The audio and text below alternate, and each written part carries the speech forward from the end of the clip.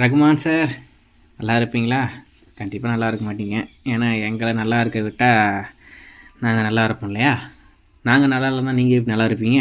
கண்டிப்பாக நீங்களும் நல்லா இருக்க மாட்டீங்க.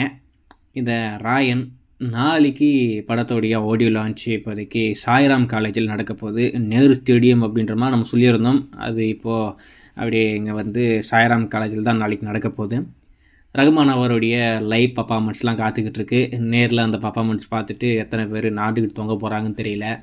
ஏன்னா ஏற்கனவே இந்த படத்தில் இருந்து 2 பாடல் வெளிவந்து பெரிய வரவேற்பு கிடைக்கல. எல்லாருக்கும் கொஞ்சம் ஏமாற்றம் தான். D15 தனுஷ் அவருடைய 50வது படம். அதுக்காகவே ஒரு மிகப்பெரிய எக்ஸ்பெக்டேஷன். அவரே அந்த படத்தை டைரக்ட் பண்ணியிருக்காப்புல.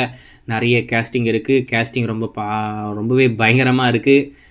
அதனாலேயே அந்த படத்துக்கு ஒரு மிகப்பெரிய எக்ஸ்பெக்டேஷன். கண்டிப்பாக இந்த திரைப்படம் நம்ம தனுஷ் அவர்களுக்கு மிகப்பெரிய வெற்றி பெற போகிற ஒரு படமாக இருக்கும் அப்படின்ற மாதிரி நம்ம எல்லாருமே கொஞ்சம் ஆர்வமாக காத்துக்கிட்டு இருக்கோம். ஆனால் அந்த ஆர்வம், அந்த எதிர்பார்ப்பை ஏஆர் ரகுமான் எப்படிலாம் சல்லியாக நொறுக்க முடியுமோ அப்படிதான் நொறுக்கிக்கிட்டு இருக்காப்புல. ஒன்று வரலன்னா ஒன்று வரலை அப்படின்ற மாதிரி சொல்லி ஒதுங்கிடணும். நான் போடுறேன் பாரு அப்படி சொல்லிட்டு படத்துக்குள்ளே வந்து எந்த மாதிரிலாம் மொக்கையாக சாங்ஸை கொடுக்க முடியுமோ அந்த அளவுக்குலாம் மொக்கையாக கொடுத்துக்கிட்டு இருக்காப்புல.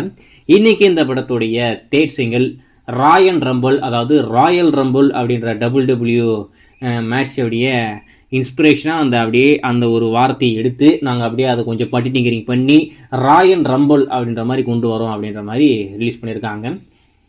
என்னடா இது அப்படின்ற மாதிரி தான் தோணுது. அந்த சாங்கனால ஃபுல்லாகவே கேட்கணும் அப்படின்ற ஒரு ஆர்வம் வரல. என்ன இது கட் பண்ணுறா அந்த சாங்கை அப்படின்ற மாதிரி மண்டையை ஏதோ ஒன்று பண்ணுது. அந்த காட்டாருடா என்னது இது, என்ன கருவம் இதெல்லாம் இப்போ போகிற மியூசிக்கா அப்படின்றதான் எனக்கு இருக்கிற ஒரு கேள்வி. இதில் 4 பேர் வரிசையில் வந்துடுவீங்க. உனக்குலாம் என்ன ரசனை இருக்குது? ரகுமான் யாருன்னு தெரியுமா? அவர் எப்படியாப்பட்டவர் தெரியுமா? உனக்குலாம் சினிமா பற்றி என்ன தெரியும்? மியூசிக் பற்றி என்ன தெரியும்? அவரை பற்றி எப்படின்னு கரை சொல்லலாம் அப்படின்னு சொல்லிட்டு ஏகப்பட்ட பேர் க்யூவில் வருவீங்க. அது அப்பாறப்பட்ட பிரச்சனை.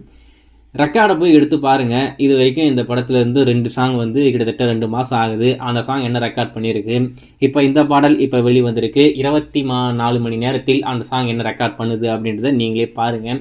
ஏன்னா நம்ம தனுஷ் அவருடைய படங்களுடைய சாங்ஸ் வருது அப்படின்னு சொன்னால் என்ன மாதிரி ஒரு ரேஞ்ச் இருக்கும், என்ன மாதிரி ரெக்கார்ட் பண்ணோம் அப்படின்றது உங்களுக்கே தெரியும். ஏன்னா மாமூலாக நீங்கள் வர சாங்ஸோடைய ரெக்கார்ட்லாம் பார்த்துக்கிட்டு இருக்கீங்க. அதையும் இதையும் கம்பேர் பண்ணி பாருங்கள். நான் அதுக்கடுத்து சொல்கிறது ஒன்றும் இல்லை. ஸோ 3 சாங் இப்படி இருக்குது. இன்னும் எத்தனை சாங் இந்த படத்தில் இருக்குதுன்னு தெரியல. அதெல்லாம் இன்னும் எப்படி சொதப்பி வச்சுருக்காருன்னு தெரியல.